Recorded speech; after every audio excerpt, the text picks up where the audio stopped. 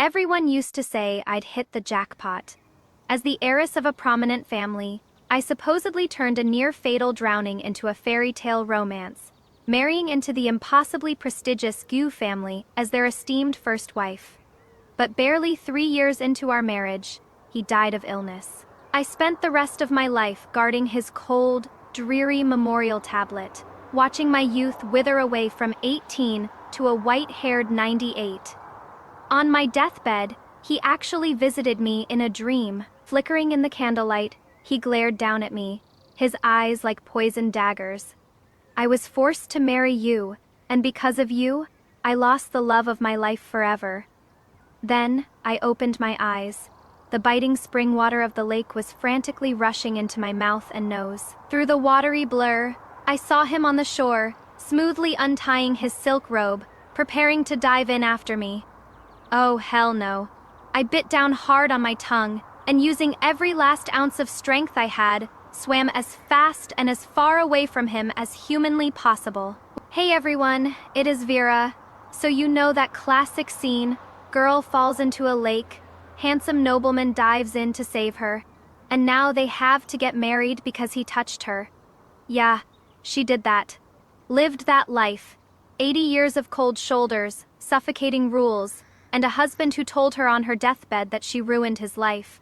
Then she woke up back in the lake, saw him on the shore, untying his robe, getting ready to jump in. And she swam the other way. That is the first 30 seconds. What comes after is an 18-year murder conspiracy, a stolen fortune, and the most satisfying courtroom showdown I have ever read. Let's go. When the icy water pierced my lungs, I heard someone screaming my name from the shore. Nanwei? The voice sounded like it had echoed across 80 years of misery. For a second, I thought I was still rotting on that musty old bed in the Gu Manor, a bitter bowl of medicine by my side, listening to the eternal maddening chime of the spirit bells outside the ancestral hall. But the searing pain in my lungs violently yanked me back to reality. I snapped my eyes open. Through the mist, I saw the banks packed with people. The ladies at the spring banquet were in a total panic, some covering their mouths in shock, others pointing at the center of the lake and screaming for help. Gu Xingjian stood at the very front of the crowd, looking every bit the handsome, aristocratic gentleman in his pale silk robe. He didn't hesitate to reach for his belt, his cuffs already damp from the mist. It was exactly like my past life. He would publicly dive in, fish my soaking wet self out of the water under countless staring eyes, and carry me to shore. Boom, my reputation instantly ruined. His pre-arranged marriage to another prominent girl instantly cancelled. Later, forced by the scandal, he had to marry me. Everyone was so jealous of the second Shen daughter for climbing the social ladder, only I knew that this glamorous marriage was actually a flesh-eating tomb.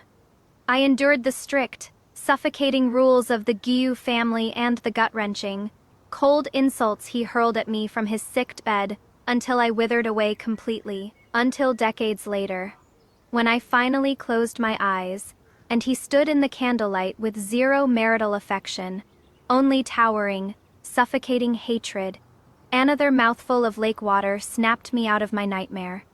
I looked up and saw Gu Xingjian taking a step forward. The freezing water was already lapping at his official boots. Absolutely not.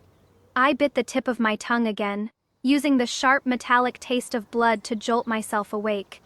The spring water felt like steel needles in my bones, and my heavy brocade dress had soaked up the water like a lead weight, dragging me down. I clenched my jaw, clawing at the surface of the water, and desperately paddled my heavy body in the exact opposite direction.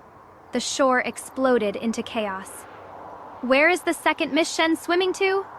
Young Master Gu is trying to save her. Why is she hiding? Did the shock make her lose her mind? I tuned them all out. Gu Xingjian was not touching me. In this life, no one was going to use my ruined purity as a bargaining chip for a suffocating marriage I never asked for. Not far ahead, a thick cluster of weeping willows acted as a natural privacy screen, separating the men's and women's pavilions. Moored under the willows was a small lotus picking boat. An old servant sat on it, hugging a long bamboo pole, staring blankly at the commotion. I screamed at him. The pole! The splashing was too loud. He didn't hear me. I took a deep breath and shrieked with everything I had. Hand me the bamboo pole! The old man snapped out of his daze and hurriedly extended the long pole toward me, right as my hands clamped onto it like a vice. A shrill, frantic voice pierced the air from the bank. Nanwei, don't move! The water is freezing! Young Master Gu is coming to save you right now! It was my lovely cousin, Shen Wanshuang. She stood among the ladies. Her face, which had been faking concern moments ago, was now deathly pale because I had gone off script. I shot her a death glare across the water. In my last life, she was the first one to scream and draw Gu Xingjian's attention. She was also the first one to cry and say that since a pure girl like me had been held by a strange man, I had no choice but to marry into the Gu family or shave my head and become a nun. Me fingers gripped the pole until my knuckles turned white. The old servant slowly pulled the boat closer, clinging to the side, relying on the last breath in my lungs. I hauled myself up in a miserable but fiercely determined scramble. Once on deck, I collapsed on the wooden boards, coughing up water violently, my throat raw and tasting of blood. On the shore, the uproar came to a screeching halt. Everyone stared at me like I had grown a second head. Gu Xingjian stood in the shallows, his belt half undone, his hands frozen awkwardly in the air. For a fleeting second, a look of sheer, unadulterated disbelief cracked his usual arrogant composure. I gripped the edge of the boat and slowly forced myself into a sitting position. My soaked hair clung to my face, and the cold wind made me shiver violently. But I forced my spine to stay completely straight as an unbending spear. The old servant punted the boat over to the women's side of the bank. A few managing maids rushed over to help me up. I dodged their outstretched hands, turned around, and gave the old servant on the boat a deep, formal bow. Thank you, sir, for passing the pole and saving my life. The old man waved his hands frantically, bowing his head in awkward panic. You flatter me, miss. It was your own strong will that grabbed the pole. Bingo, that was exactly what I needed on the public record. I turned back, my gaze sweeping calmly over the gaggle of noblewomen and ladies. Elders, sisters, you were all here to witness this. Today, I accidentally fell into the water, and I was saved entirely by this gentleman passing me a bamboo pole. I did not ask anyone to risk the water for me, and I climbed onto the boat myself. No one else went into the water, and no unrelated man has touched so much as a hem of my dress. Every word was crisp, loud, and hit them like a gavel. The ladies exchanged glances. In the brief silence, murmurs of agreement began to ripple through the crowd. The second Miss Shen certainly has a good head on her shoulders. Very proper. Exactly. With so many eyes watching, her reputation is spotless. Gu Xingjian's mother, the Gu family matriarch Lady Lu, frowned slightly, a flash of subtle displeasure crossing her eyes. Miss Shen has had a terrible fright, and her health is what matters most. Hurry and follow the servants to the heated pavilion to change into dry clothes. We can't have the cold settling into your bones. Her tone was gentle, but it carried the absolute, unquestionable authority of a matriarch. I looked up at her. In my previous life, she had used this exact same gentle tone to accept me as her forced daughter-in-law. She gently made me kneel in the ancestral hall to learn the rules. She gently told me, Xingjian has someone else in his heart. Since you used underhanded schemes to steal the position of his primary wife, you should be generous and enduring. I lowered my eyelashes, hiding the mocking ice in my eyes, and gave a slight curtsy. Lady Lu is right. However, I pivoted smoothly. My voice was weak, but loud enough for everyone to hear. However, before I fell into the water, I didn't slip. Someone shoved me hard from behind. The moment those words dropped, the already tense atmosphere plummeted below freezing. Smack. The silk handkerchief my cousin Shen Wanshuang had been twisting nervously, fell straight into the mud. I kept my eyes fixed on that muddy piece of silk and said slowly, "Since we are all gathered at your esteemed estate today, I would like to find out exactly who wants me dead." Lady Lu's face drained of color, not out of concern for my near-death experience, mind you, but out of sheer terror that a murder scandal was about to blow up her perfect spring banquet. The Guyu family prided themselves on their pristine reputation. To have an unmarried girl fall into the lake was a breach of etiquette. To add attempted murder to the mix would drag their name through the mud. She quickly composed herself, pivoting to damage control. "Miss Shen, you must be hallucinating from the shock. The viewing deck was quite crowded. Even if you were bumped, it surely wasn't intentional. Hurry now, go change your clothes." I pulled the heavy cloak a maid had handed me tighter around my shoulders. My fingers were still trembling, but my voice was made of stone. Whether it was intentional or not, a simple investigation will clear the air.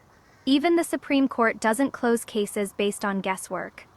I raised my hand and pointed straight at the white marble railing by the lake, where a group of visibly shaken debutantes clustered. Just moments ago, I was standing right there. My cousin Wan Shuang suddenly told me there was a rare egret flying over the water and urged me to take a closer look. The second I stepped forward, someone slammed into my lower back. Hard, that was no accidental jostle from a crowd. In my past life, I was naive enough to believe it was just a tragic accident. It took decades rotting in the Guyu family's living tomb for me to piece the puzzle together.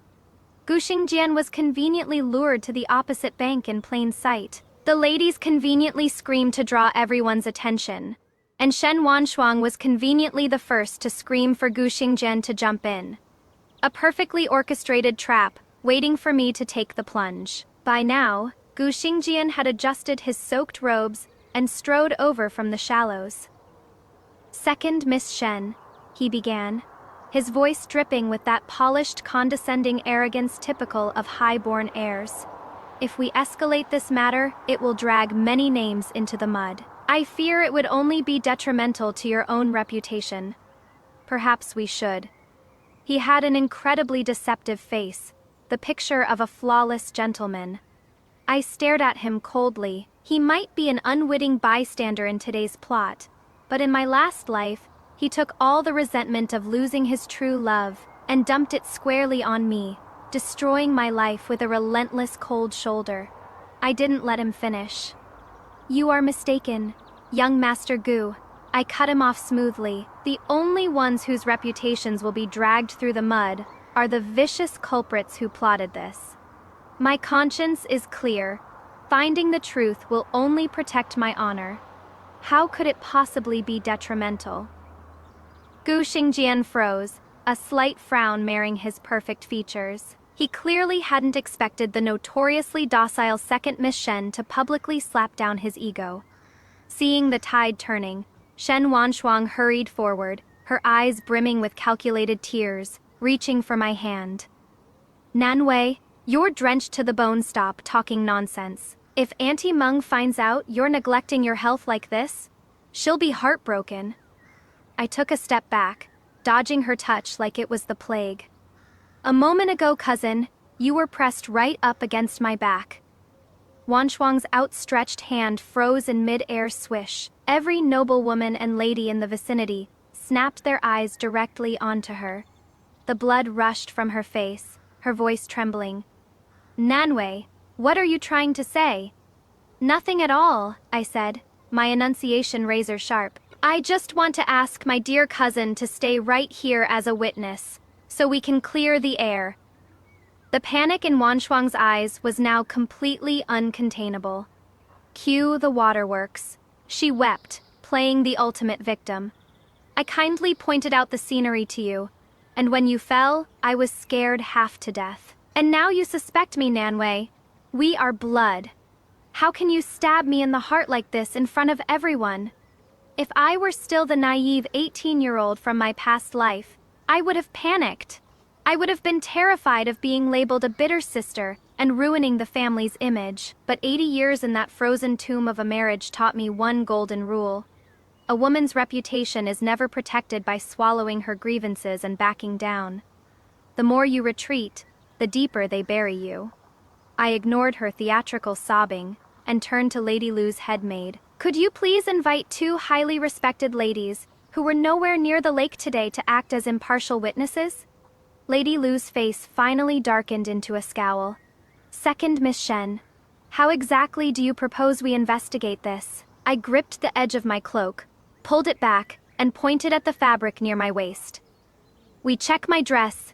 Whoever pushed me used a massive amount of force, and their nails scraped against my waist. If it was just a bump from a crowd, the worst I'd have is some smeared powder on the outer silk. But if someone deliberately shoved me with all their might, there will absolutely be signs of tearing or snagging from their fingernails. At the word fingernails, Wanshuang's complexion went from pale to corpse-like. Instinctively, she shrank her right hand back into her voluminous sleeve. It was a micro-movement, but everyone here was a seasoned veteran of domestic warfare, and Su Jilin, standing not too far away, caught it perfectly. Su Jilin, the daughter of the Minister of War, and the untouchable First Love Gu Xingjian had actually wanted to marry in my past life. She was a fiercely principled woman. When she heard I had physical contact with Gu Xingjian and we were forced to wed, she fell severely ill and married off to a distant province. I didn't know how deep their love ran, but I knew one thing: if they truly loved each other, they should have fought for the Emperor's blessing openly, rather than stepping over my dead body to preserve their own noble image. Su Jilin raised her eyes, her gaze resting coolly on Wanshuang. Her voice wasn't loud, but it cut through the murmurs like glass. Eldest Miss Shen, is something wrong with your right hand? Why are you hiding it in your sleeve and shaking? Wanshuang violently gripped her cuff, desperately feigning calm. Nothing. The wind is just a bit cold. Su Jilin took a step forward, the picture of aristocratic poise. If it is nothing, then why not show us? It will quickly clear you of suspicion and prove your innocence. We wouldn't want to damage your sisterly bond over a misunderstanding, would we? The peanut gallery of noblewomen immediately buzzed. Exactly. If she has nothing to hide, why keep it tucked away? Just show us. It is not like looking will cost her a pound of flesh. Wanshuang bit her lower lip, shooting a desperate SOS to Lady Lu, but Lady Lu kept her mouth firmly shut. Whoever helped Wanshuang now would be aiding an attempted murderer. The Gu family wasn't touching this radioactive mess with a 10-foot pole. Gu Xingjian's eyes landed on Su Jilin, his expression a complicated mix of restraint and longing. I looked away. In this life, she owed me nothing, and I owed her nothing. All I cared about was keeping this toxic swamp from drowning me again. Soon, the head maid escorted two ennobled matriarchs, known for their strict impartiality, to the scene. Supported by my maid, Danju, I stepped behind the folding screen in the heated pavilion to change. Danju's eyes were red. As she dried my hair, she gritted her teeth. Miss, who has a heart that venomous. If you really couldn't swim, you would have died for nothing out there. I comforted her in a low voice. Don't cry. We'll know exactly who did it in a second. Danju picked up my soaked brocade overskirt, ready to wring it out, when she suddenly gasped. Miss, look! The fabric at the waist is torn! Right on the lower right side of the waistband, the silk threads were clearly snapped, and wedged violently into the torn gold embroidery was a broken piece of a fingernail. The jagged fragment was coated in blindingly bright red polish. Danju inhaled sharply and covered her mouth. Using a clean silk handkerchief, I carefully extracted the broken nail.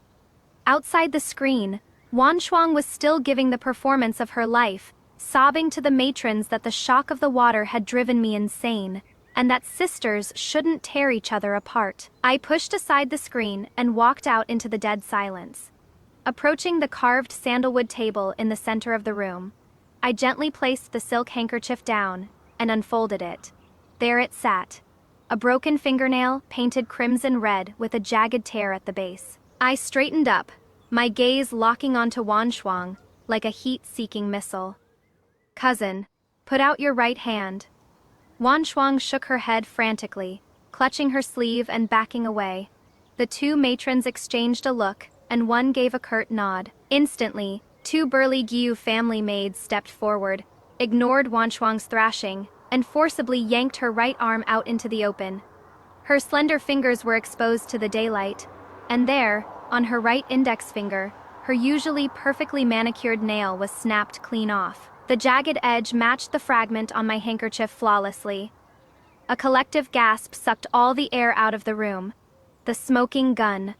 Wanshuang's legs gave out. She nearly collapsed to the floor, but was still kicking and screaming in a desperate final struggle. What? What does this prove? I was in the crowd too. People were pushing and shoving. I must have snapped my nail by accident when I tried to pull you back. I nodded, my voice chillingly calm. You make a fair point, cousin. In a shoving match, a broken nail is perfectly normal. Hope flashed in Wanshuang's eyes for a split second before I brought the hammer down. Then please enlighten us. Before I fell, why did you insist on pointing at an empty lake, tricking me into looking for some imaginary egret?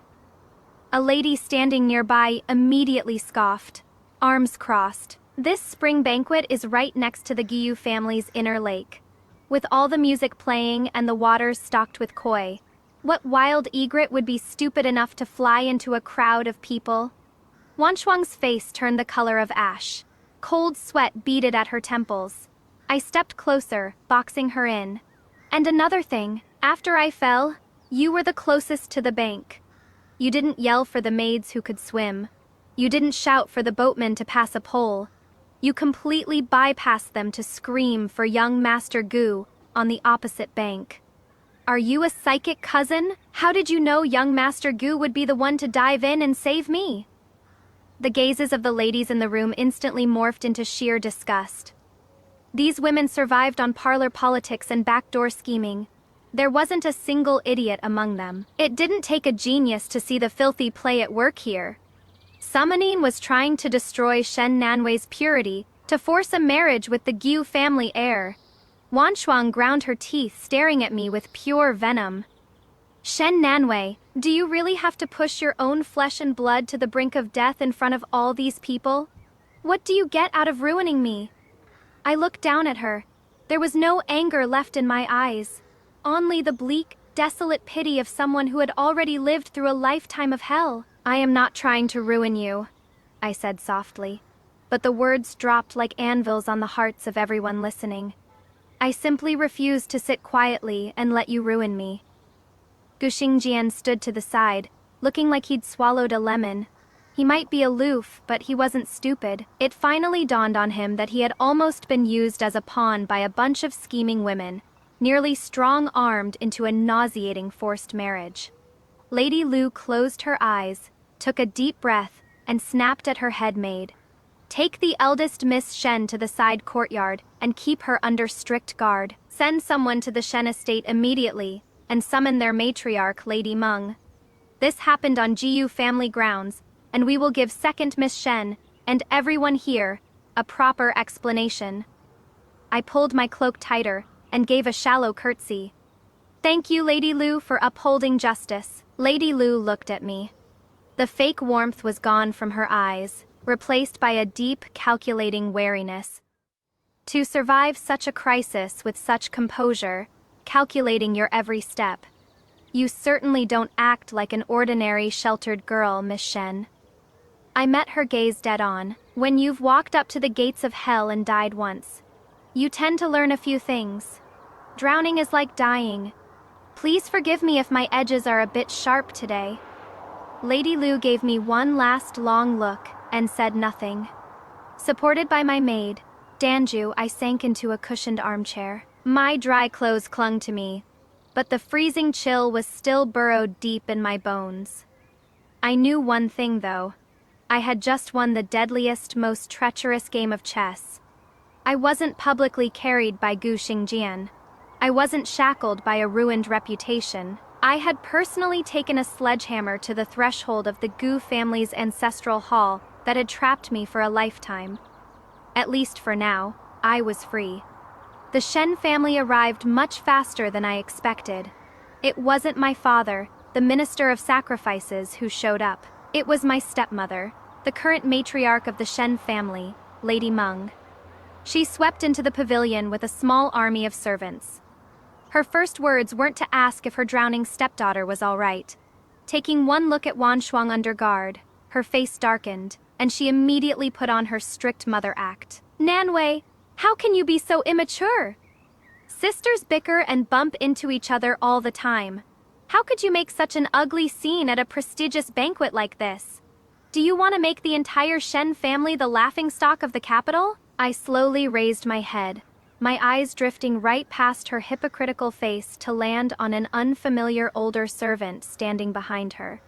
The servant was clutching the old cloak I had left behind at the banquet before falling in, and peeking out from the folds of the cloak, almost begging to be noticed, was a half-soaked silk sachet. That wasn't mine. Embroidered on it, faintly but unmistakably, was a tiny character, Gu. Lady Meng's heavy-handed attempt to brand me as petty brought a dead silence to the room. She looked the picture of elegant virtue, not a hairpin out of place, but her eyes were lethal. I sneered inwardly. Now I knew why she had arrived so fast. She wasn't here to take me home. She was here because the first plan failed, and she was executing Plan B to forcefully close the net. Ignored her scolding and stared dead on at the sachet. Water dripped from it onto the stone floor, leaving a faint yellow stain. Zhu Xingjian followed my gaze and spotted the item with his family name on it. His face grew even darker than when he realized he was being played. Lady Lu frowned deeply. Lady Meng, what is that servant of yours holding? Hearing the question, the servant hastily tried to stuff the cloak deeper into her arms to hide it. Replying to Lady Lu, it is just an old item our second miss brought herself. Take it out, I ordered, my voice cutting like ice. The servant froze, looking to Meng for help. Meng furrowed her brow, snapping. Nanwei, haven't you made enough of a fool of yourself today? It is just your private sachet. What is there to show off in public? Have you no shame? I let out a light laugh, though. My eyes remained dead. If it is my private property, why is stepmother trying so hard to hide it? Afraid to let people get a good look? Meng's expression stiffened. With so many aristocratic eyes watching, trying to bury this would only make it look like the Shen family was having some illicit affair with the Gu family. Lady Lu's tone turned frosty, laced with a warning. Lady Meng, since that item bears the character, Gu, and concerns my family's reputation, it is best we examine it openly.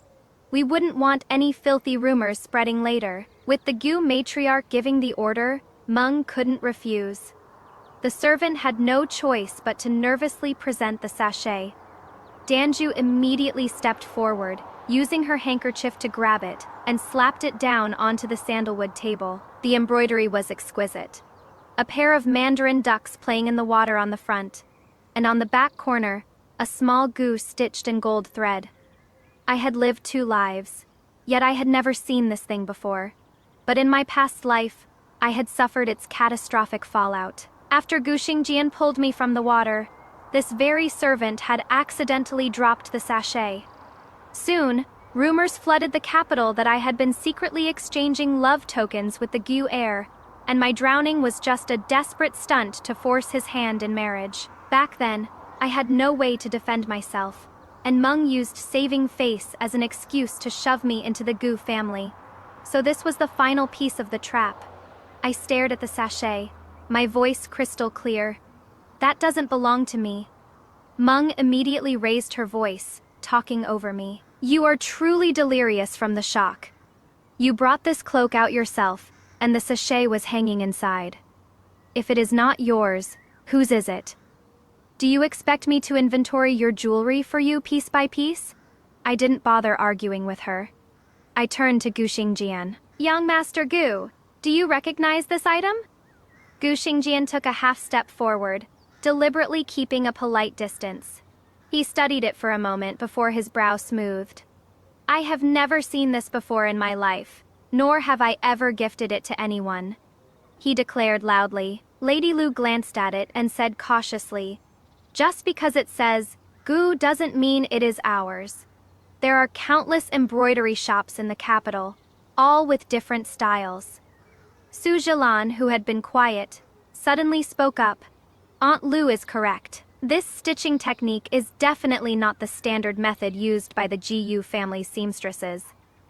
She stepped up to the table, pointing at it from a respectful distance. When the Gyu family embroiderers stitch the character Gu, the final stroke always loops back in a knot to signify completeness. But the final stroke on this sachet flicks outward. That is a cheap flat stitch used by street-side shops to save time. Meng's face turned spectacularly ugly. She forced a smile. Miss Su certainly has an eagle eye to notice something so minor. Su Jilan shot back smoothly. This concerns my dear sister Shen's purity, and young Master Gu's honor. I wouldn't dare misjudge a single thread. Meng opened her mouth to argue, but I beat her to it by pulling a silver hairpin from my hair. Using the sharp tip, I ruthlessly sliced right through the seams of the sachet. Meng shrieked, "What are you doing, destroying evidence?" I looked up, my gaze sharp as a blade. Since it isn't mine, there is clearly some dirty trick hiding inside. Naturally, I have to open it up and see who planted this death warrant in my cloak. The sachet was already softened by the water, so the threads gave way instantly. A clump of soaked, bitter-smelling spices fell out first. Then, from the very bottom of the pouch, rolled out a tiny, tightly coiled strip of paper, sealed in beeswax to make it waterproof. The breathing of everyone in the pavilion seemed to stop. I took a step back and addressed Lady Lu. This involves a malicious plot. I ask that Lady Lu have her maid read it out loud for all to hear. Lady Lu's face was livid. She gave her head maid a sharp nod. The maid stepped forward, pinched the note with her handkerchief, unrolled it, and, after just one glance, her voice began to shake. 9th day of the 3rd month, under the willows by the lake. Once she is in the water, quickly lure young Master Gu. Just a few words, spelling out today's venomous scheme in black and white, and at the very bottom, scrawled in a hasty stroke that failed to hide the writer's handwriting habit, was a single, tiny character. Meng. Shen Wanshuang slumped to the floor. Meng's fists clenched so tightly inside her sleeves that her jeweled nail guards pierced her palms, but she didn't even notice. That tiny Meng might as well have been a sledgehammer, shattering her entire facade. Absurd! Meng sprang to her feet, barking viciously. You think you can frame the matriarch of your family based on a single character? Nanwei, I understand you are upset from falling in the water, but to conspire with outsiders to frame your own mother is unfilial. The word unfilial carried crushing weight. In my past life, those words were my biggest fear. With a single accusation of unfilial rebellion, she could have me kneeling in the ancestral hall for 3 days straight. But today was different. I sneered, meeting her murderous glare. Filial piety is meant to honor one's elders, not to be used as a smokescreen for attempted murder. Why are you so desperate to clear your name, stepmother? I haven't even pointed a finger at you yet. Meng choked, her face turning violently red and white. Lady Lu's voice boomed. Investigate. Find out who planted that sachet. The servant who had been holding the cloak fell to her knees with a loud thud, kowtowing frantically. My ladies, have mercy. I was only following Lady Meng's orders to fetch the cloak from the carriage. I swear I know nothing. Meng slapped the servant so hard it echoed. You worthless wretch! I told you to fetch the cloak. When did I ever tell you to plant such filthy trash in it? As the servant wailed, the paralyzed Wanshuang suddenly saw a lifeline. She pointed a shaking finger at the servant and screamed. It was her. This old hag set me up. By the lake, she kept giving me secret looks. I thought it was just a harmless prank when I tricked Nanwei into looking for the egret. She used me to hurt my sister. The servant clutched her cheek, staring at Wanshuang in disbelief. Eldest miss, how can you lie through your teeth? You were the one who gave me a silver ingot and told me to find a chance to shove the sachet into the cloak. A dog-eat-dog bloodbath. I watched them tear each other apart in silence. The guilty love to throw their servants under the bus, but once the defense breaks, the truth naturally floats to the surface. Lady Lu waved a hand, and the Gu maids immediately moved in to search the servant. Within seconds, they fished a heavy silver ingot out of her waistband lining. Stamped clearly on the bottom was the exclusive seal of the Shen family's private treasury. Meng's face was green, but she stubbornly clung to her defense. A Shen family servant carrying a tip stamped with the Shen family seal is perfectly normal. How does that prove anything? Naturally, it doesn't. A crisp, deeply authoritative male voice suddenly cut through the air from outside the pavilion. Everyone whipped their heads around. A young man strode into the courtyard. He was dressed in the dark cyan uniform of the Supreme Court, a silver fish pouch and a jade pendant hanging from his belt to mark his high rank. With sharp brows, piercing eyes, and an aura as cold and deep as the abyss, every movement he made radiated an intimidating, lethal authority. The chief minister of the Supreme Court, Xiao Mingche. Even trapped in the inner courtyards in my past life, I had heard of his terrifying reputation. When he investigated the Zhongyan salt corruption case, he moved like lightning and executed over 30 corrupt officials. When he worked a case, he didn't care about your noble pedigree. He only cared about hard evidence. Xiao Mingxe stopped 3 feet outside the pavilion, politely refusing to cross the threshold into the women's quarters. He gave Lady Lu a slight nod. I accompanied my mother to the banquet and heard there was a disturbance by the lake. Since it concerns human life and the reputation of officials' families, I had my men ask a few questions. He stepped aside, revealing 2 Supreme Court guards forcing a soaking wet boatman to his knees in the courtyard. The boatman has confessed. Xiao Mingche's gaze swept toward Meng like cold lightning. Someone paid him a heavy sum to deliberately punt the rescue boat farther away when second Miss Shen fell in, intentionally delaying the rescue. The boatman trembled like a leaf. Mercy, my lord. I was just doing a job for money. Xiao Mingche tossed a coin pouch from his sleeve, letting it hit the ground in front of the boatman. Inside this pouch, not only are there silver ingots from the exact same Shen treasury batch as the one found on that servant, but there is also a withdrawal receipt. And stamped on that receipt is the personal seal of the Shen family's matriarch. That flimsy piece of paper was the final nail in the coffin. Meng swayed violently, the carefully crafted mask of dignity in her eyes shattering into pieces. Seeing the ship going down, Wanshuang decided to throw her mother overboard entirely. She crawled over and grabbed Meng, sobbing hysterically. Mother, you said if Nanwei married into the Gu family, our branch would benefit. You said as long as young Master Gu touched her, the deed would be done, and the Gu family would be forced to take her. You ordered me to do it. Shut up. Meng's eyes were bloodshot as she glared at her daughter. Wanshuang's makeup was completely ruined from crying, but she shrieked on. Is it not true? You even said Nanwei's birth mother left behind too massive of a dowry. You said we couldn't let her take it to another husband's house, that you had to keep it firmly in your own hands. The entire room erupted into gasps. I stood perfectly still, watching the scene play out, a deep, bone-chilling cold seeping through my veins. So, that was it. It was about the dowry. In my past life, when I was forced to marry into the Gu family, Meng kept the majority of my mother's dowry under the excuse that the rushed wedding left no time to inventory it. Later, she claimed the Shen family was strapped for cash and embezzled several of my mother's storefronts. Back then, I was walking on eggshells in the Jiu family and didn't dare go back to demand answers. My tragic, miserable life was destroyed by a staged drowning, a silk sachet, and a few lies. All so they could steal a fortune I had never even laid eyes on. Danju was shaking with rage. Lady Meng, as her stepmother, how could you viciously plot against our miss like this? Seeing that her goose was cooked, Meng let out a dark chuckle. She dropped the act completely, glaring at me with raw venom.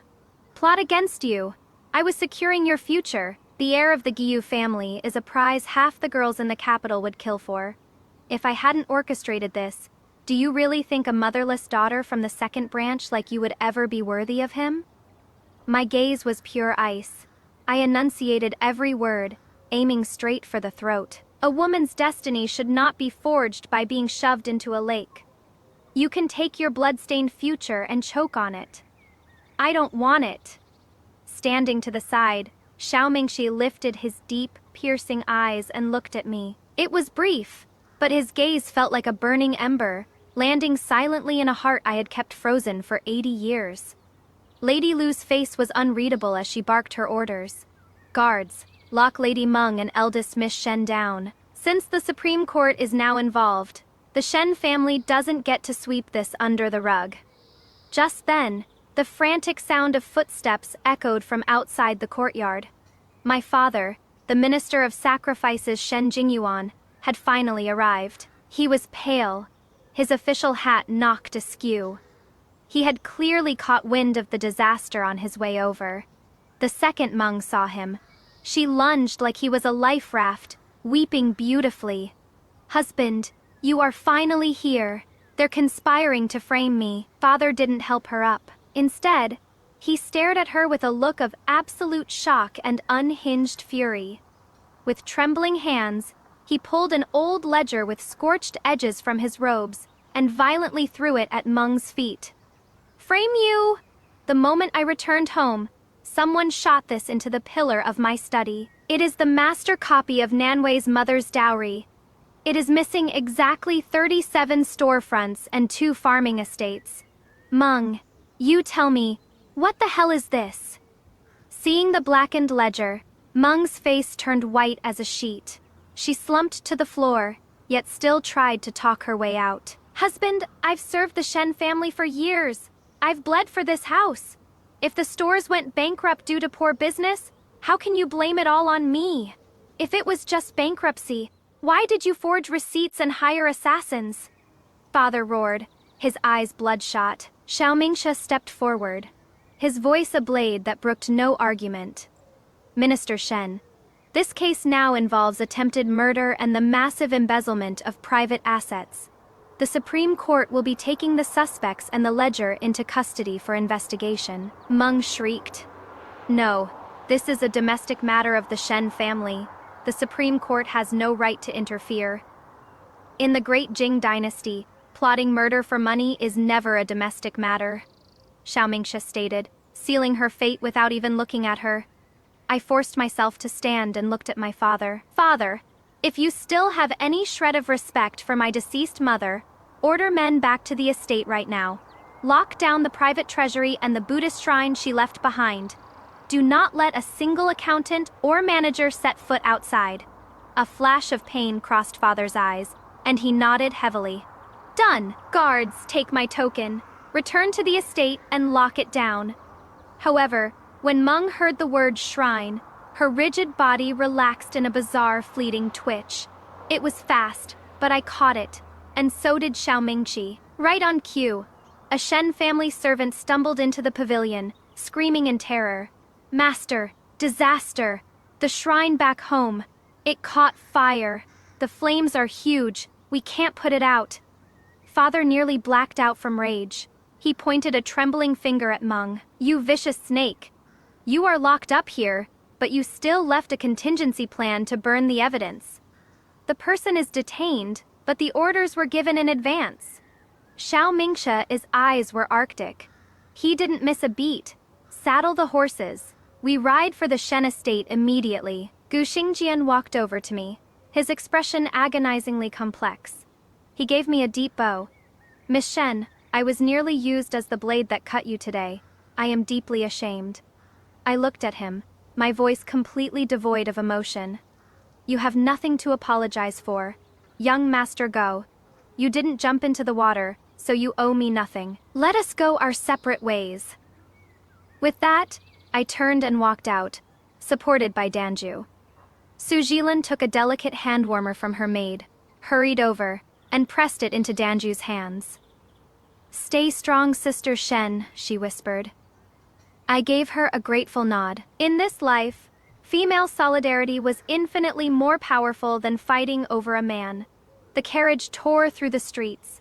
By the time we reached the Shen estate, thick black smoke was already billowing from the direction of the Buddhist shrine. Xiao Mingxie swung off his horse and roared. Supreme Court business? Hold your positions. Anyone caught throwing so much as a scrap of paper into those flames will be charged as an accomplice. His men descended like wolves, quickly beating back the fire. The shrine was a wreck, the altar half collapsed. Check the wall behind the altar. I pointed at the rubble, my voice unwavering.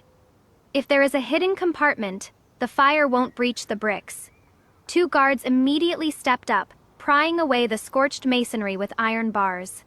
Sure enough, they pulled out a blistering hot iron lockbox. Inside lay partially burnt land deeds, shop contracts, and my mother's personal seal. But buried at the very bottom was a shadow ledger tracking the flow of silver. Father flipped it open. One glance, and he looked like he'd been struck by lightning. The largest transfers of wealth all pointed to a single name, Meng Boyuan, Lady Meng's own brother. Go to the South City Bank and arrest Meng Boyuan immediately, Father bellowed.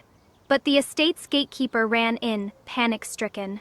Master, the Meng Bank was locked up over an hour ago. Meng Boyuan took all the valuables and the core ledgers and fled out the back. The trail was about to go cold. With Meng Boyuan on the run, the burned papers here were just useless drafts. The real smoking gun, the proof of where my mother's dowry went, was with him. Xiao Mingxia didn't miss a beat. Relay my orders. Lock down all 4 gates of the capital. Seal every land route, water crossing, and post station. Issue a Supreme Court warrant. Apprehend Meng Boyuan on sight. The swift, brutal command left the courtyard in stunned silence. I clutched my hand warmer, my chest heaving.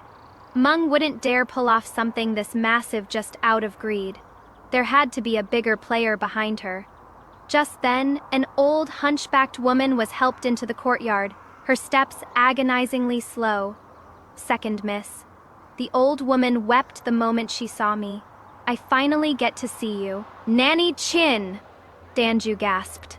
This was my mother's most loyal dowry maid, who had been banished to the servants' quarters by Meng to do hard labor. Nanny Chin fell to her knees. With trembling hands, she reached deep into her collar and pulled out a tightly sewn, worn cloth bundle. Master, I have failed. Before the late madam passed, she fought with her dying breath to protect this letter. She ordered me to give it to the second miss before she came of age to marry, but Lady Meng locked me in the slums. I couldn't get near the miss. With shaking hands, I took the bundle and ripped open the yellowed envelope. It was my mother's elegant, precise handwriting. Her dying words, Nanwei, my child, I know my time is up. Lady Meng entering this estate is no accident. Your father is easily swayed and cannot tell friend from foe. My dowry has 2 ledgers, a public one and a shadow one. If the shadow ledger goes missing, investigate Meng Boyuan. If the day comes when you are cornered into a forced marriage, trust no one. Lady Meng dares to be this brazen because she is backed by a high-ranking official in the Ministry of Revenue. His name is Shui Changbai. Seeing the name, Shui Changbai, my father's face contorted. Shui Changbai? He is the Vice Minister of Revenue? Xiao Mingxie's eyes sharpened. Minister Shen, does this man have any dealings with your family? Before father could answer, the gatekeeper sprinted back in. Master, Vice Minister Shui is here with his men. He says there are discrepancies in the state's granary ledgers, and he is here to seize all accounts related to the Meng Bank. Talk about perfect timing. He was literally here to scrub the crime scene. Shui Changbai strode into the estate in his crimson official robes. A slimy, hypocritical smile plastered across his face. Minister Shen, I heard the Meng Bank is entangled with state funds. I am here on official orders to take these ledgers back to the ministry for an audit. His eyes flicked to the letter in my hand, a flash of ruthless intent hidden in their depths. Father rebuffed him coldly. Why should my Shen family's private assets be handed over to your ministry? Shui Changbai gave a hollow laugh. Watch your words, Minister Shen. Meng Boyuan managed your shops, but he also handled state silver. If those ledgers go missing on your watch, I am afraid you won't be able to bear the consequences. I laughed out loud. staring down this high and mighty cabinet official. What a brilliant trap, Minister Shui. We haven't even finished inventorying my stolen dowry, and you already know state funds are mixed in. Or did you calculate that today's fire wouldn't burn hot enough and decided to come do the sweeping yourself? The smile vanished from Shui Changbai's face. He glared at me, his voice a low threat. Second, Miss Shen, women of the inner courts should learn to keep their noses out of state affairs. Xiao Mingxia stepped forward, half shielding me behind him, his dark cyan cloak snapping in the wind. Minister Shui, the Supreme Court is investigating a murder. All evidence falls under our jurisdiction. The Ministry of Revenue wants the ledgers? Tell your boss to bring me a warrant from the Prime Minister. Shui Changbai's fists clenched inside his sleeves. Lord Xiao, are you really going to declare war on the Ministry of Revenue over a woman? I only declare war on those who break the law. Xiao Mingxia shot back, his voice ringing like struck iron. Just as the standoff hit a boiling point, a Supreme Court rider galloped up to the gates. Warport! Meng Boyuan was intercepted at the South Docks. Shui Changbai's eye twitched violently. The rider gasped for air, but the moment we surrounded him, he collapsed from poisoning. In the chaos, someone snatched the core ledgers and threw them into the river. Assassination at the docks, tying up loose ends. Hearing this, the tension in Shui Changbai's shoulders visibly relaxed. A faint, mocking smirk touched his lips. It seems even heaven doesn't want the Supreme Court meddling. The man is dead. The evidence is gone. I am going to the docks. I gripped my mother's letter, the veins standing out on the back of my hand. Father panicked. Nan Wei, you just fell into a freezing lake. The docks are windy and chaotic. You can't go. My eyes were dead set. Father, that wasn't just some thief. That was the man who bled my mother's legacy dry. My mother left a secret code in her letter. If I don't go, some things will stay buried forever. In my past life, I was suffocated by the rule that women shouldn't show their faces in public, and it chewed me up until there were no bones left. In this life, I was going to dig up what was mine with my own 2 hands. Xiao Mingxia turned his head, his deep gaze pausing on my face. Unlike everyone else, he didn't coddle or patronize me. He simply turned to his guard, prep a heavily insulated carriage, put extra hot water bottles inside. Shui Changbai scoffed. Taking an unmarried female relative of a suspect to a fresh crime scene. Highly inappropriate, wouldn't you say? Xiao Mingxia's eyes cut him like a hawk's. She is the victim, going to claim her deceased mother's belongings. What is inappropriate about that? If Minister Shui is feeling guilty, you are more than welcome to tag along and supervise. Shui Changbai sneered coldly and mounted his horse. By the time we reached the South Docks, the sky had turned a bruising gray, and the river wind whipped wet metallic air into our faces.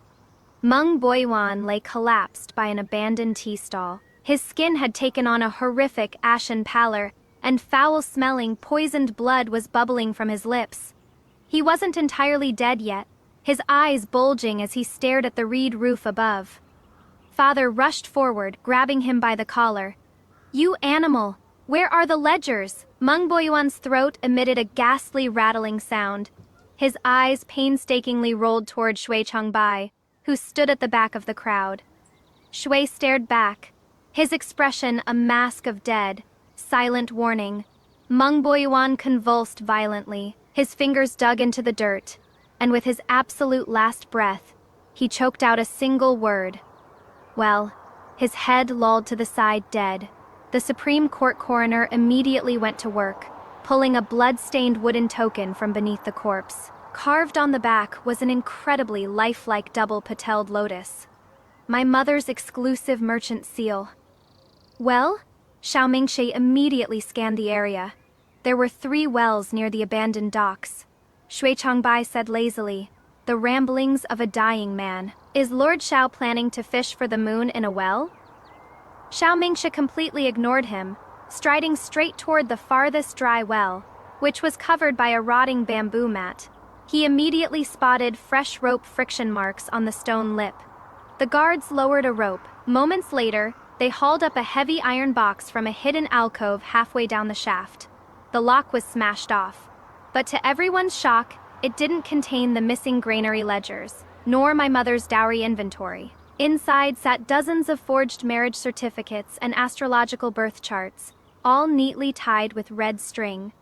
On every single document, the bride's name was printed in stark black ink, Shen Nan Wei, and the groom.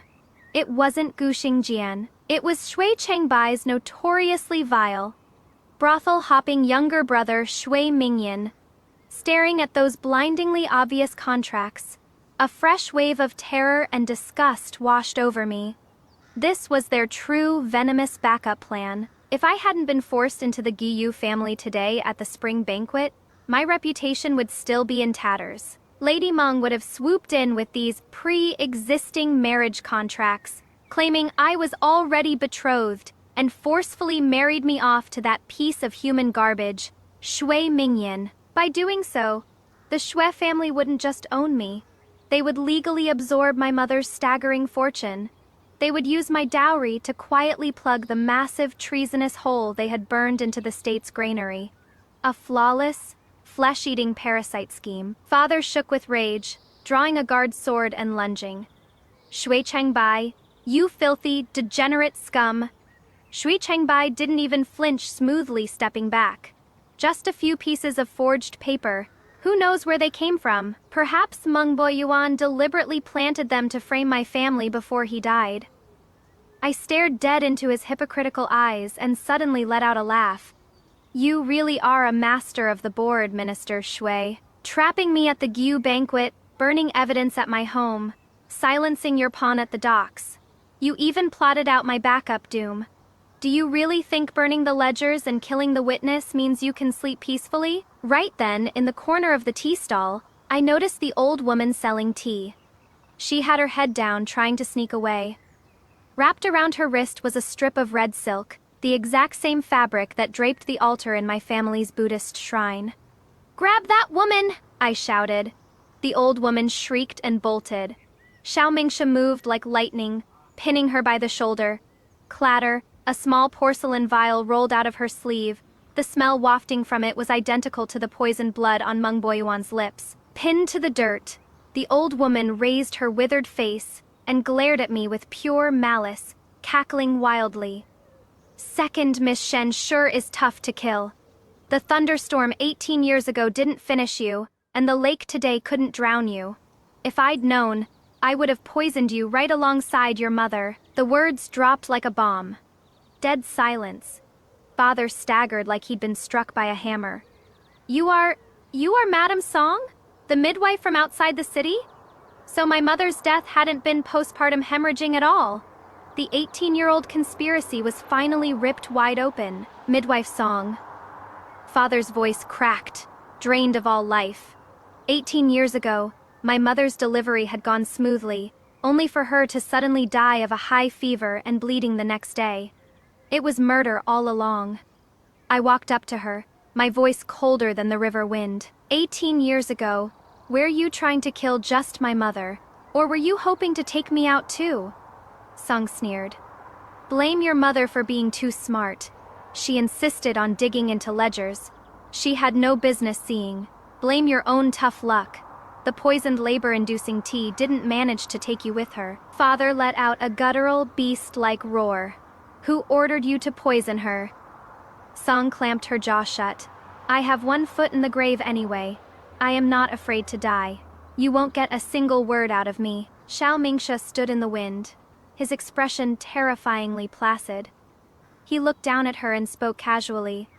You might not fear death, but I highly doubt you want your only grandson to die without a burial place. Song's head whipped around, absolute terror flashing in her eyes. Xiao Mingsha's voice was ice, piercing right to her core. You hide your identity in this filthy stall, without heavy bribes from a powerful master. How could you afford the exorbitant tuition for your grandson at the prestigious academy? Meng Boyuan is dead. Do you honestly think your master will leave you breathing? Shui Changbai barked nervously. Lord Xiao, how can you threaten a woman with her family? Xiao Mingxie gave him a sideways glance. What is wrong, Minister Shui? Afraid she'll talk? With the river wind howling around them, Midwife's song finally broke. She screamed in a raspy voice. It was Meng Boiwan, 18 years ago. He handed me the poison. He said the late madam was standing in the way of a noble's fortune. He said as long as the granary accounts were balanced, the Shui family would rise to the top. I pressed forward relentlessly. Where are the real ledgers? Song let out a tragic laugh, her eyes locking onto the double-petalled lotus token in my hand. Before the late madam died, she left behind a key. Without that key, the iron box is nothing but dead weight. I immediately looked down at the wooden token. Xiao Mingxi and I shared a silent, perfect telepathy. He took the token and ran his thumb firmly along the edge of the carved lotus. Click. The token popped open along a microscopic seam. Hidden inside was a key forged of pure gold, thin as a cicada's wing. For the first time, Shui Chengbai's breathing completely derailed. Just then, a Supreme Court spy galloped up and vaulted off his horse. Report, Lord Xiao. The Shen's vintage grain shop next to the West Market granary has been surrounded by thugs. They've poured oil everywhere and are about to burn it down. To the West Market now. Xiao Mingxie carefully sealed the gold key into an evidence pouch, his voice resolute. Xiao Chengbai sidestepped, desperately trying to block his path, his face dark as a thundercloud. Lord Xiao, that grain shop shares a wall with the Ministry of Revenue's state granary. It is a restricted military zone. If you force your way in and spark a fire, can you shoulder the blame? Xiao Mingqi didn't even give him the time of day, vaulting into the saddle. If the sky falls, I'll hold it up myself. Hiya! He glanced back down at me. Miss Shen, what comes next will be incredibly dangerous. Return to the estate and wait for news. I shook my head, eyes blazing. That grain shop is my mother's dowry. That key was bought with her life. I am going to watch them face justice with my own eyes. Xiao Mingqie gave me a long look. He didn't hesitate for more than a second.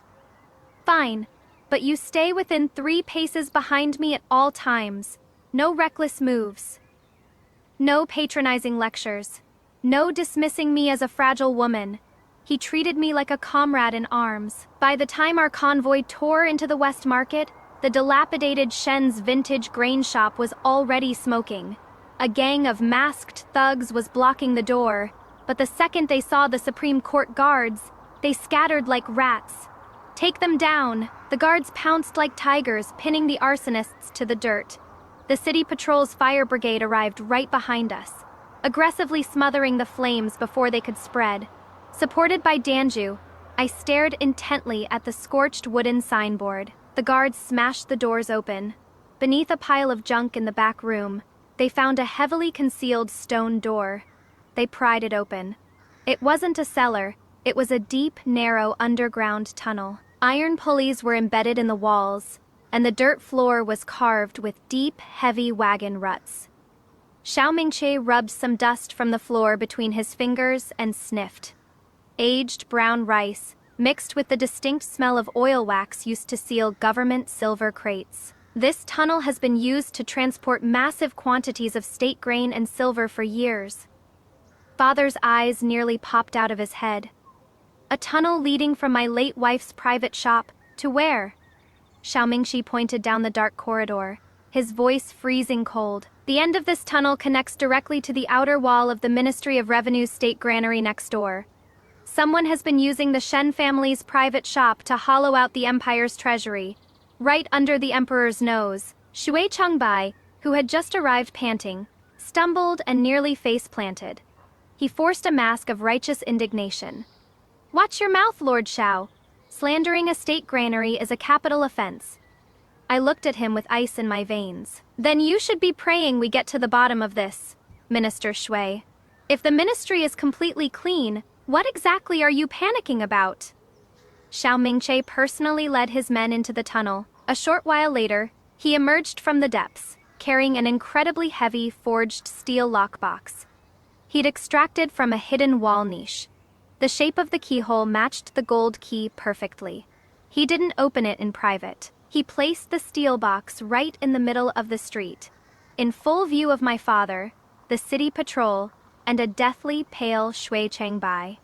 Slowly, he slid the paper thin gold key into the lock. Click, the heavy latches popped open. Inside lay 3 thick ledgers. The first was the shadow account of my mother's dowry. The second was the money laundering trail from the Mung Bank. And the third had no title on the cover, but it was stamped with the blindingly red official seal of the Ministry of Revenue State Granary. Seeing the undeniable proof, Shui Changbai lunged forward like a rabid dog. "Those are classified state documents. The Supreme Court has no jurisdiction. Put them down."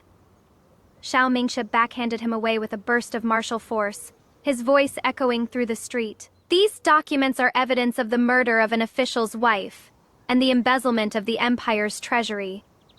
They will be sealed by the Supreme Court and presented directly to the emperor." Just as the standoff reached its breaking point, a chorus of terrified screams erupted from down the street. "Fire! The state granary is on fire!" I whipped my head around. The fire hadn't started in our ruined grain shop. Next door, from deep inside the state granary, explosive pillars of fire roared into the sky. The suffocating stench of military-grade fire oil filled the air, turning the twilight sky a demonic, bloody red. They're burning the entire treasury to ashes to cover up the deficit. Father yelled in pure despair. Worse still, the massive main doors of the granary had been chained shut from the outside. Inside the inferno, several low-level ministry clerks who had been doing inventory were trapped, screaming and pounding on the burning wood for their lives. "Break down the doors! Put out the fire!" Xiao Mingche's eyes practically cracked with fury. He shoved the heavy steel box squarely into my arms, drew his sword, and charged directly into the blazing inferno without a second thought. A wall of heat slammed into my face. Standing in the chaotic street, hugging the iron box to my chest, my heart was forged in steel 18 years. My mother had paid for this evidence with her life. Tonight, I wasn't letting anyone burn it to ashes. Working with the city patrol, Xiao Mingxie kicked the blazing doors open. Braving the toxic smoke, he dragged 2 unconscious clerks out of the fire. Clutched in a death grip in one of the clerks' hands was a half-burned registry. Xiao Mingxia pried it loose. Clearly written on the scorched page were 3 names: Meng Boyuan, Shui Changbai, and a half-burned character that clearly read Yan Shui Mingyan. Seeing that all was lost, one of Shui Changbai's trusted scribes panicked. He abruptly turned and tried to claw his way out of the crowd. "Stop him!" I shouted sharply. The Supreme Court guards shot forward like arrows, tackling the scribe hard onto the cobblestones. Clatter, a jade stamp, stained with fresh red ink, rolled out of the scribe's robes. Xiao Mingxia picked it up and coldly read the engraving on the bottom. "The deputy seal of the state granary, Minister Shui. Your subordinate is trying to flee the scene with an official state seal. Care to explain?" Shui Changbai squeezed his eyes shut, took a ragged breath, and when he opened them, there was nothing left but the psychotic desperation of a cornered rat. A sticky-fingered servant stole a seal.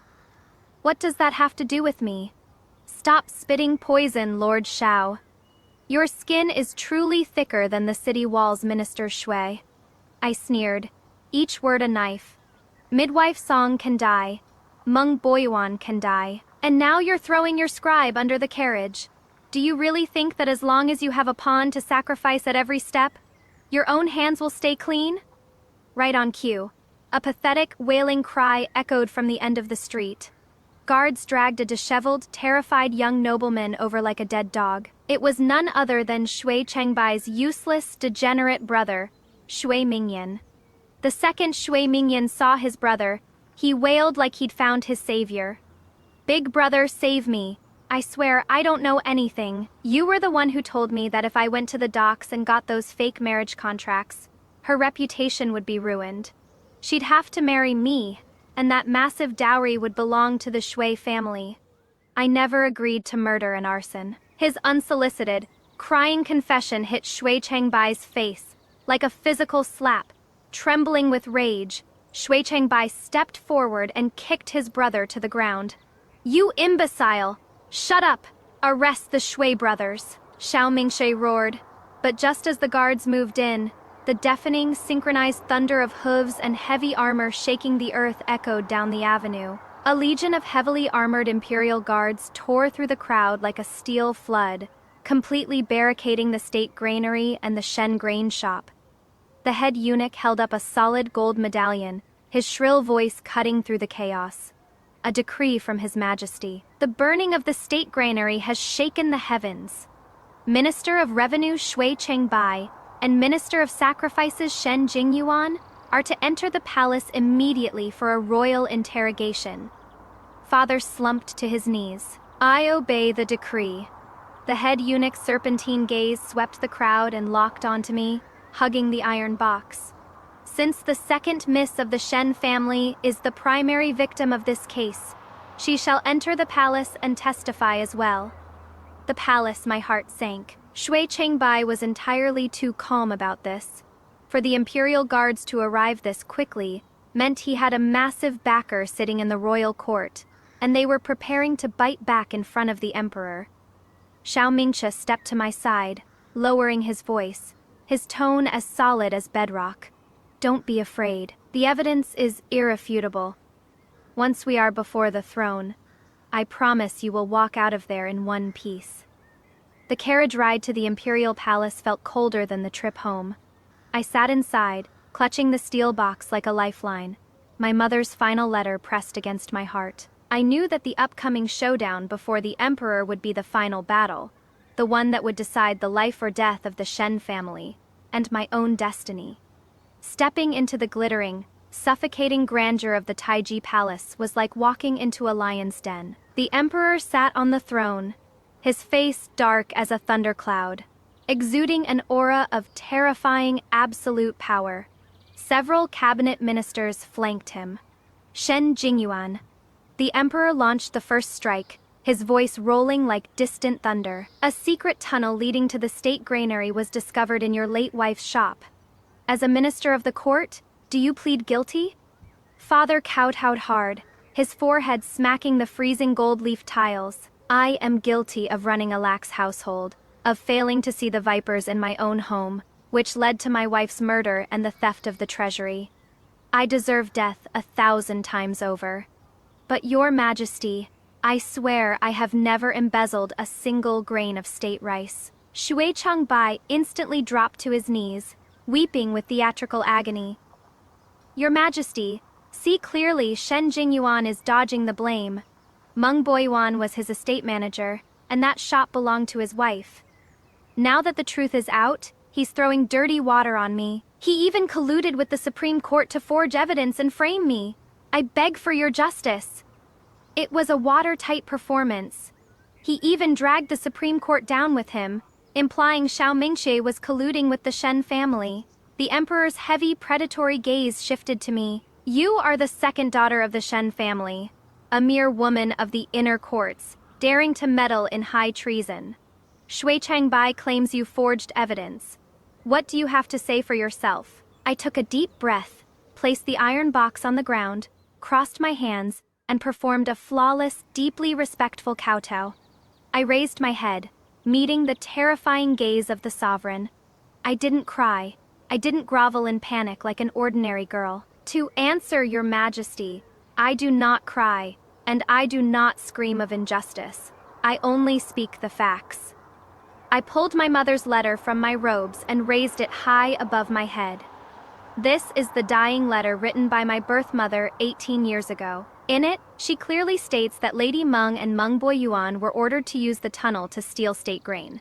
And the man giving those orders was the official in charge of the granary at the time, Shui Chengbai. A eunuch took the letter and presented it to the throne. Shui Chengbai snapped. A private letter written by a dead woman 18 years ago. How do we know your Shen family didn't forge it today to save your own skins? I sneered, my gaze stabbing into him. If it were just a letter, it would naturally be hard to prove. But alongside the letter, we have the half-burned registry found inside the granary. We have the forged marriage contracts found on your brother. We have the confession of midwife Song, who poisoned my mother at the docks. and I pointed straight at the iron box, my voice ringing like steel. And we have this, opened by the gold key my mother died to protect. The genuine original account book, stamped with the official seal of your state granary. With crystal clarity, I laid out every single event of the day, weaving it into an inescapable net right in front of the emperor. Minister Shui, you say the Shen family forged the evidence. Are you suggesting we can predict the future? That we forged a golden key 18 years in advance, calculated exactly when the granary would catch fire today, and somehow hired the chief minister of the Supreme Court to play along with our little stage play? Insolence. Shui Changbai roared, hitting his breaking point. Enough. The emperor slammed his hand on the imperial desk. He flipped open the genuine account book. The further he read, the darker his face became. Xiao Mingxie, what did you uncover? Xiao Mingxie stepped out of the ranks, bowing deeply. To answer your majesty, I have confirmed that the tunnel was an inside job by granary officials. Shui Mingyan has confessed. Midwife Song has signed her testimony. The handwriting in the 3 ledgers has been matched perfectly to the former granary archivist and Meng Boyuan. Hearing this, the Minister of Revenue collapsed to his knees in terror. I have failed in my oversight. Punish me, your majesty. Realizing the game was up, a deeply sinister look flashed across Shui Changbai's eyes. He gritted his teeth, making a desperate, suicidal pivot. Your Majesty! Shui Changbai screamed. I confess, but I wish to blow the whistle. The deficit in the granary amounted to hundreds of thousands of silver taels. How could a lowly official like me possess the sheer nerve to blindfold the heavens? I only did it because I was backed by a member of the royal bloodline. Deathly silence consumed the grand hall. The emperor narrowed his eyes, a lethal killing intent radiating from the throne. Who? Shui Changbai raised his head and spat out a title, syllable by syllable, the heir of Prince Jin.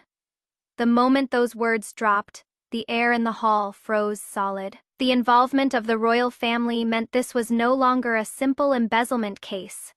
It was treason that threatened the foundation of the empire.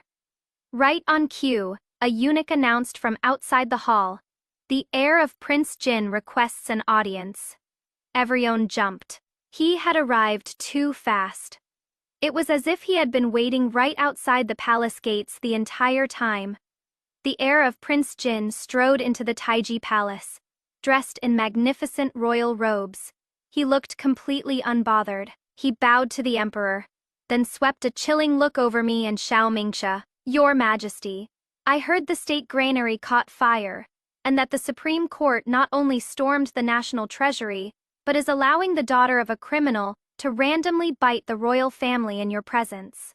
He went straight for the throat, pulling a sealed letter from his sleeve. Your Majesty, I intercepted this secret letter at my estate just moments ago. It states in black and white that Lord Xiao and the second miss of the Shen family have been carrying on a secret illicit affair. Everything that happened today is a trap they orchestrated together to frame myself and Minister Shui. Shui Changbai grabbed onto the lifeline instantly. Your Majesty, see clearly, I told you. How could a simple drowning in the inner courts conveniently lead to the granary tunnel? They planned this all along, kneeling on the freezing gold tiles, listening to them spin lies into truth. My panic completely evaporated.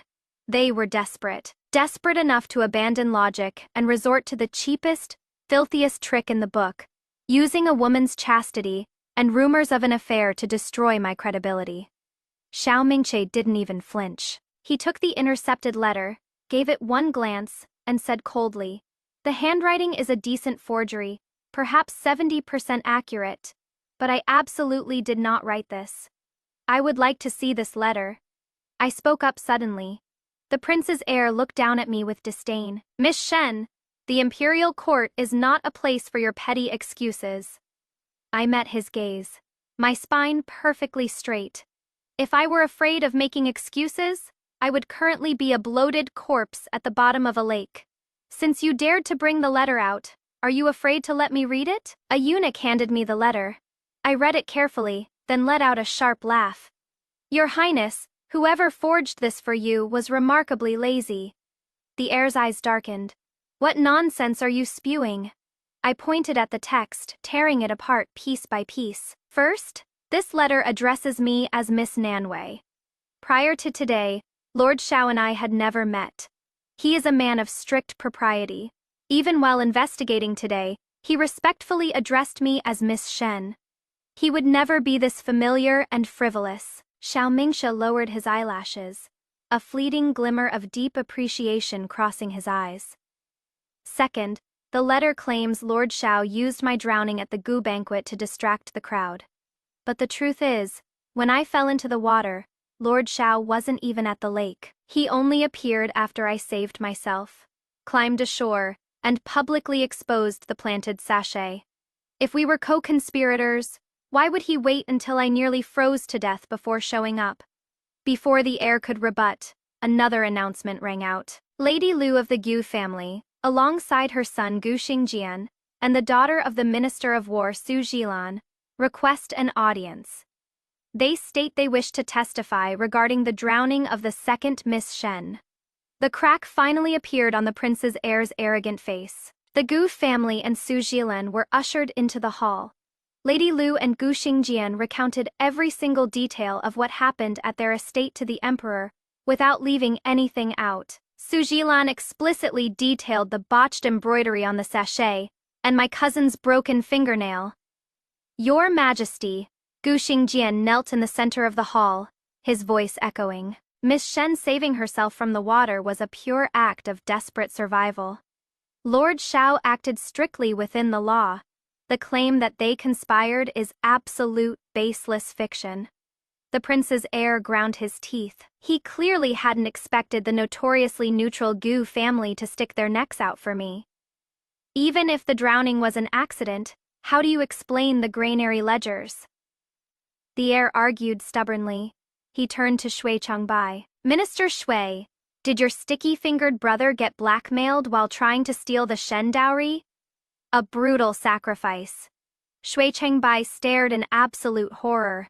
The prince was throwing the entire Shui bloodline to the wolves to save himself. As the two dogs prepared to rip each other apart, the commander of the Imperial Guards stormed into the hall. Reporting to your Majesty, the squad sent to the Shen estate to arrest the suspect, Lady Meng, was ambushed on Changning Street. Eldest Miss Shen Wanshuang was critically injured, and Lady Meng was abducted by assassins. Shi Changbai seized the moment, sneering. See, your Majesty! Lady Meng is the mastermind. Now that she is run, dead men tell no tales. Is this not the behavior of a guilty conscience? Changning Street? Xiao Mingxi's eyes turned dangerously sharp. He whipped around to stare at the prince's heir. Just east of Changning Street is the back alley of the Prince of Jin's estate. Did the assassins leave any clues? The commander replied. The assassins were highly skilled, but under the wrecked carriage, my men found a snapped steel arrowhead. He presented it to the emperor. Xiao Mingxi only needed one glance. That is the signature wolf-fang arrowhead used exclusively by the private guard of the Prince of Jin. The heir's face drained of color. Your Majesty, this is a blatant frame-up. Why would I be stupid enough to use my own estate's weapons to abduct someone? Because you didn't expect the Imperial Guards to move that fast. I raised my voice, my eyes drilling right into the wide, luxurious sleeves of his royal robes. You keep claiming you intercepted that letter at your estate. Then why does your right sleeve have a massive scorch mark? And why does it absolutely reek of fire oil? At those words, every single eye in the Taiji Palace snapped to his sleeve. The heir instinctively jerked his hand behind his back, but it was too late. Xiao Mingxia closed in, relentless. The fire at the West Market granary reeked of fire oil. If you were at your estate this whole time, where did that burn mark come from? Unless the mastermind who set the fire to burn the state treasury to the ground was you? The emperor's gaze turned absolutely glacial. It was the terrifying calm of an emperor about to order a massacre. Order the Imperial Guards. Raid the Jin Prince's estate immediately, the emperor commanded, his voice freezing the room. Within half an hour, the guards reported back. Not only had they found a battered, dying Lady Mung, dumped by a well in the back courtyard, but hidden inside a secret compartment in the heir's study was a massive shadow ledger, detailing the division of stolen spoils that perfectly matched the granary's deficit. When the blood-soaked Lady Mung was dragged into the hall, not a shred of her former aristocratic arrogance remained. She looked at Shui Changbai, then at the prince's heir pinned to the floor by the guards, and suddenly let out a hair-raising, psychotic laugh. Ha ha ha! I schemed my entire life. I bled for you, stole for you, and in the end, you sent assassins to silence me. Using her last ounce of strength, Meng kowtowed wildly to the emperor. Your Majesty, I confess everything. 18 years ago, Shui Changbai gave me the poison to kill the Shen matriarch because she found the tunnel. The granary embezzlement was entirely orchestrated by the heir of Prince Jin. I deserve to die, but they deserve it more. Ironclad proof, eyewitnesses. Shui Changbai collapsed into a lifeless heap. The prince's heir's eyes were bloodshot, the veins in his forehead bulging. He knew it was over.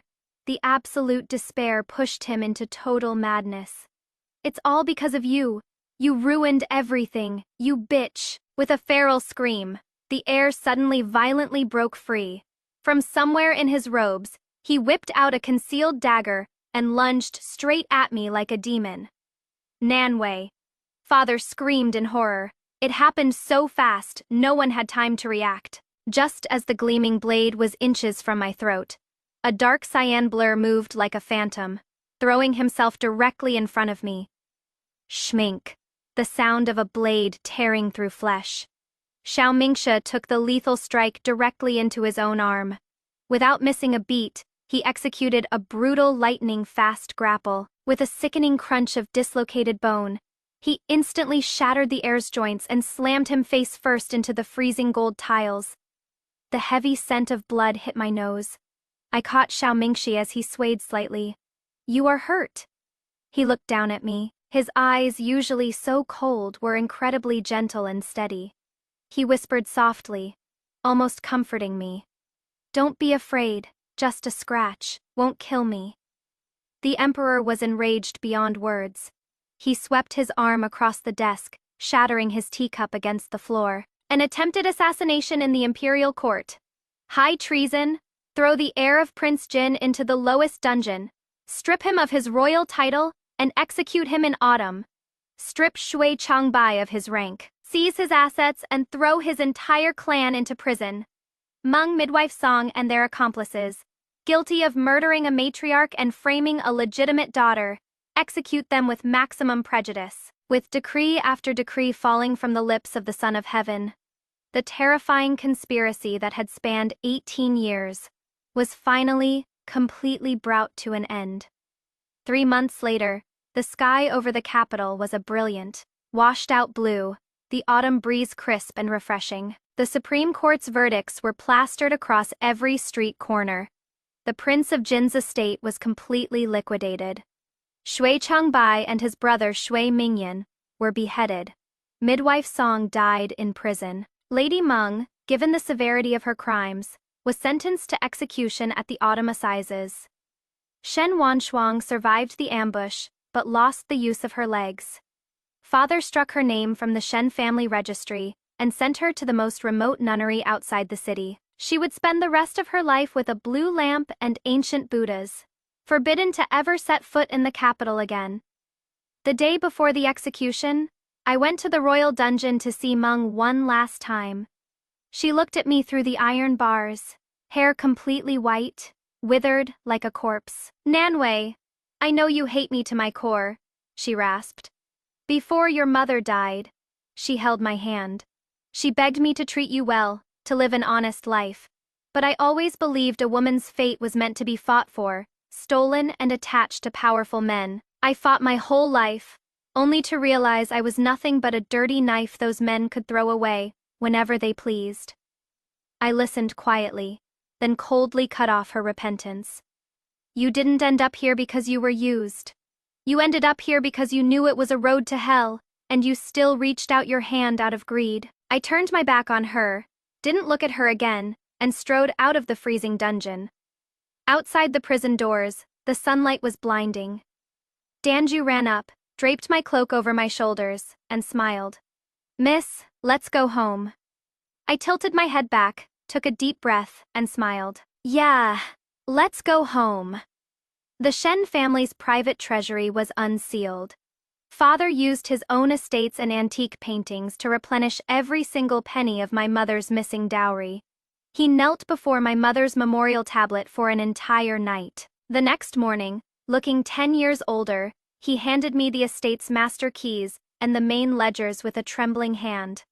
"Nanwei, for the rest of my life, whatever you want to do, I will pave the way for you with everything I have. I will never stand in your way again." I took the ledgers. I will protect my mother's legacy, and more importantly, I will protect my own life. The Gu family sent a mountain of apologetic gifts. Lady Lu visited personally to apologize. I returned all the priceless jewels and jade, accepting only a single box of incredibly rare healing ointment. Gu Xingjian didn't enter the inner courtyard. He stood outside the main gates and asked someone to pass me a message. "May Miss Shen's life be smooth sailing, and her future as vast as the sea and sky." Later, I heard that Gu Xingjian officially proposed to the Minister of War's family. Su Zhilan didn't say yes immediately. Instead, she told him to take a provincial post in the bitter borderlands for 3 years to temper himself. If his heart remained unchanged in 3 years, and he could return to the capital on his own merit, then they would discuss marriage.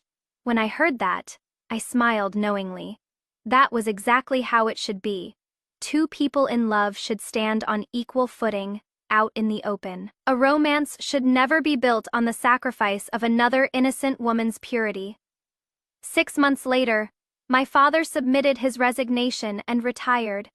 I officially took over all the Shen family's businesses. I didn't rush to find a good marriage. Instead, using my mother's massive dowry, I opened something unprecedented on the busiest street in the capital, a woman's financial clinic. In the Great Jing dynasty, women were bound by endless rules. Many brides had their dowries stolen by their in-laws, yet swallowed the abuse because they couldn't read a ledger and didn't dare make a scene. My clinic exclusively hired female accountants to help women audit their dowries, draft contracts, and fight legal battles. I told every girl who walked through my doors, "Check your own books. If you are wronged, speak out boldly. A woman's fate should only ever be in her own hands." Overnight, the Shen Women's Clinic became famous across the capital. As for a certain someone, after that earth-shattering case, the emperor broke protocol and promoted him to the prestigious rank of Chief Minister of the Supreme Court. He was incredibly busy, but he always seemed to coincidentally pass by my clinic. He never barged in or interrupted my work. He would just send someone over with fresh fruit or rare, out-of-print legal texts. It wasn't until the following spring, when the crabapple blossoms across the capital were blooming like wildfire, that he stepped into the back courtyard of the Shen estate. He wore plain civilian clothes, that same simple jade pendant hanging from his belt. Under the crabapple tree my mother had planted, petals drifted down like snow. Xiao Mingxie stood amidst the falling blossoms, looking at me quietly. "Miss Shen, now that your vengeance is fulfilled and your career is thriving, I have a private case. I was wondering if you might preside over it." I put down the ledger in my hands, looked up at him, and couldn't hold back a smile. How could a mere commoner like me preside over a case brought by the chief minister? He took 2 steps closer. The depths of his eyes were filled with an unshakable, profound tenderness. "I, Xiao Mingxie, do not seek a high society alliance, nor a shortcut to power. I only wish to offer the rest of my life as a dowry. I wonder if Miss Shen would be willing to be the partner who stands shoulder to shoulder with me, to walk the same path and admire the beauty of this world together." The wind swept through the courtyard, fluttering the hem of his robes. I looked at his clear, handsome face. In a trance, I realized that the freezing tomb-like manner from my past life, the biting water of the lake, And that vicious curse, I lost the love of my life forever, had finally dissipated like smoke in the sunlight. I stood up, walked up to him, and facing the blizzard of crabapple petals, I smiled, radiant and unyielding. If it means standing shoulder to shoulder and not being chained to the inner courts, I do. The spring sun was perfect that day, not a cloud in the sky. I was no longer the girl shoved into a lake, waiting helplessly to die. Nor was I an accessory who settled for less and swallowed her pride to survive. I am Shen Nanwei. I crawled out from the freezing depths of the lake, personally pulverized the destiny they had written for me, and took back the brilliant, dazzling life that was always meant to be mine. And she bites her tongue until it bleeds, and she kicks in the opposite direction. That is not survival instinct. That is will. Pure, furious, bone-deep will. The kind you only get from having already lived through the worst possible outcome and deciding, with absolute clarity, that drowning would be better than letting it happen again. But here is what makes this story extraordinary. She doesn't just swim away from him. She swims toward everything. Toward the truth about her mother's murder, toward the stolen dowry, toward a conspiracy that reaches all the way to the royal bloodline. She kicks her way out of a lake and straight into the heart of an 18-year cover-up. And she doesn't stop swimming until every single person who profited from her suffering is kneeling on cold tile in front of the emperor. The scene that absolutely wrecked me was the sachet. Because, think about what that object represents. In her last life, it appeared after the drowning, a planted love token, designed to destroy her reputation so completely that marriage to Gu Xingjian became her only option. She never knew it was fake. She spent 80 years in a loveless tomb because of a cheap pouch with bad embroidery and a forged note inside. And in this life, she rips it open herself in front of everyone. With a hairpin, she doesn't wait for someone to explain it or dismiss it or sweep it away. She cuts the stitches and pulls out the conspiracy with her own hands. Since it isn't mine, there is clearly some dirty trick hiding inside. Naturally, I have to open it up. Naturally, like it is the most obvious thing in the world. Like she is bored by how predictable they are. That is the energy of someone who has already seen the ending. And the ending was terrible, and she is rewriting it in real time without breaking a sweat. But what truly sets this story apart is the scope. Most rebirth revenge stories stay domestic. They're about the household, the husband, the mother-in-law. This one starts domestic and then explodes. A stepmother's greed leads to a banker's embezzlement, leads to a vice minister's corruption, leads to a royal heir's treason. Every layer Nanwei peels back reveals something worse underneath, and she doesn't flinch. Not once. The courtroom scene in front of the emperor is masterful, because she is operating with zero institutional power.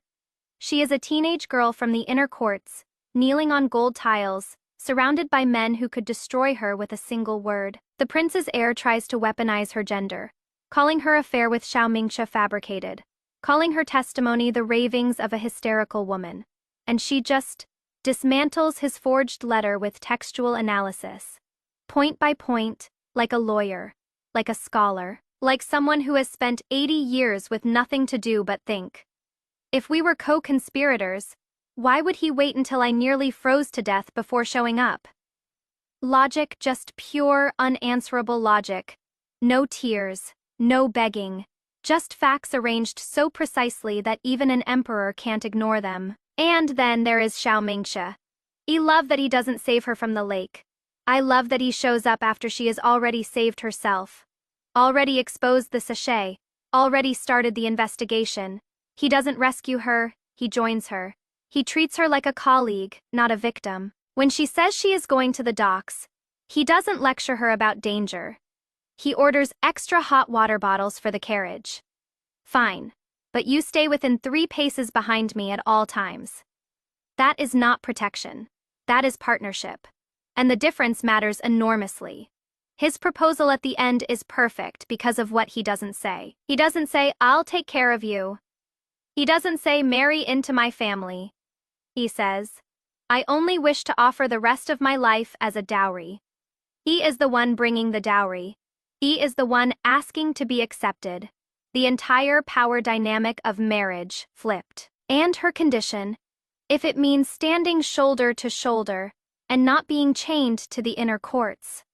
She is not saying yes to a man. She is saying yes to an arrangement that preserves everything she fought for.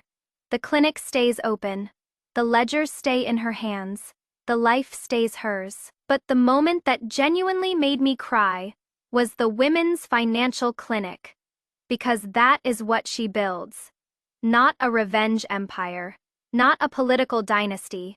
A place where women can learn to read their own books. Where stolen dowries get audited. Where someone says to you, your money is yours. Your life is yours. And if they took it, we will help you get it back. She turned 80 years of suffering into a system that prevents other women from suffering the same way. That is not revenge. That is legacy. A woman's fate should only ever be in her own hands. She could have said that from a throne. She chose to say it from behind a desk, with an abacus and a stack of contracts. Because the real power was never about status. It was about knowledge. About knowing what is yours and having the tools to keep it. The girl who drowned in her last life didn't die because she was weak. She died because nobody taught her to read the ledger. Nobody showed her the tunnel. Nobody told her that the sachet was fake, and the love was a lie, and the dowry was already gone. This time, she made sure no one else would drown from ignorance. That is the real ending. Not the proposal under the crabapple tree, though that was beautiful. The real ending is a door on the busiest street in the capital with a sign that says, "Bring your books. We'll read them together." Now, tell me which moment got you Vera's book club poll, which moment hit hardest. A swimming the other way, lungs full of ice water, brocade dragging her down, and she sees him on the shore getting ready to save her. She bites her tongue until it bleeds, and kicks in the opposite direction. The moment that rewrites everything. The broken fingernail crimson polish. A torn fragment wedged into gold embroidery. And then they force open Wanshuang's hand. One nail snapped clean off. The silence in that room could kill. I simply refused to let you ruin me. No anger, no screaming. Just a woman looking down at her would be murderer with the bleak, exhausted pity of someone who already lived through hell once. The quietest, deadliest line in the whole story died. The gold key inside the lotus, a wooden token her mother died to protect. A microscopic seam, a key thin as a cicada's wing. 18 years of buried truth, cracked open with a thumb. I only wish to offer my life as a dowry. Crabapple petals, plain civilian clothes. A man who doesn't ask her to give up anything, just asks if he can walk beside her. The complete inversion of everything marriage meant in her last life. The women's financial clinic, not a throne. Not a title. A desk, an abacus, and an open door. Check your own books. If you are wronged, speak out boldly. 80 years of suffering turned into a system that saves others. The truest victory.